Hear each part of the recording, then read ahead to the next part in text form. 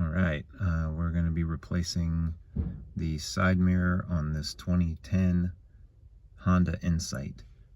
Had a little mishap and it broke, and so we temporarily taped it back up, and we got a new one. It's in the box right here, and we are ready to replace it. The first thing I had to do was take off the little trim piece that was right here. It's just got a little plastic tab in it, the white plastic tab, and it kind of sets in like that, and then it'll click back into place. So to pull it out, I was just able to use my fingers to pull out like that and lift it out. So first thing we need to do is remove that nut right there. I'm gonna use my 10mm socket for that. That should fit just fine. So I'll just go ahead and take that off, and we'll see where we go from there. So it turns out there are 3 nuts down there that we need to remove, so we're going to take the panel off. To do that, we took out the little cover, and there's a Phillips head screw there, and I believe I've got to loosen that trim piece, and there'll be another screw under there if I remember right, and then we'll take the panel off. All right, we were able to get that little panel out by squeezing down on the tab up there and prying it out. There were 2 screws that we took out. They were Phillips head screws, so those are out. And now we're going to use some panel removing tools to pry the door panel off so that we can get to the other 2 screws, or the bolt nuts, and the wiring harness, so that we can plug up the new one once we get it attached. All right, we got the door panel off pretty easily. It's just these little red clips. We just had to get those pried out. They popped off pretty easily once we got it going.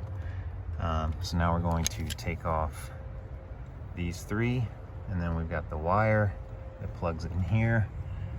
There's a little tab that will allow us to unplug that, and then we will just reverse that and plug the new one back in.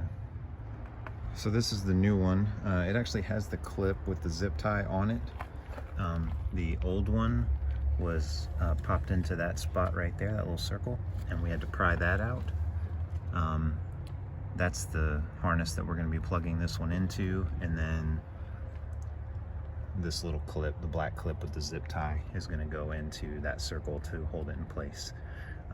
We're just going to feed all these wires through here, and then the 3 posts are going to line up the same way the other one did. So we're going to pop that on, put the nuts back on, and then attach the harness. All right, so we got that all put together.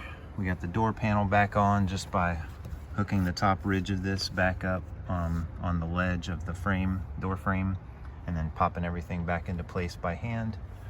We're going to put the 2 Phillips head bolts back in there and there, and cover all that back up. We've already tested the mirror with our electric mirror controls, and it works.